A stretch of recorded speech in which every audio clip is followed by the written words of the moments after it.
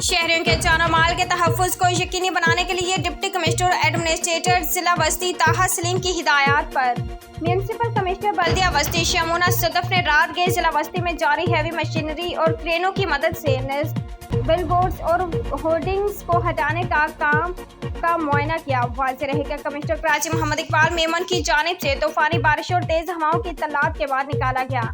Notification पर DC central ताहा सलीम और म्यूनसिपल कमिश्नर बल्दिया बस्ती मैडम शमूना सदफ ने भी फौरी तौर पर डिस्ट्रिक्ट सेंटर में नस्ब तमाम बिलबोर्ड्स और होर्डिंग्स मालिकान को खत अरसाल करते हुए सख्ती से मतनबा किया था कि वो फौरी तौर पर तमाम हिफाजती इंतजामात मुकम्मल करें और जिला भर में नस्ब खतरनाक बिलबोर्ड्स और इश्तिहारी मवाद को फिलफौर हटाएं।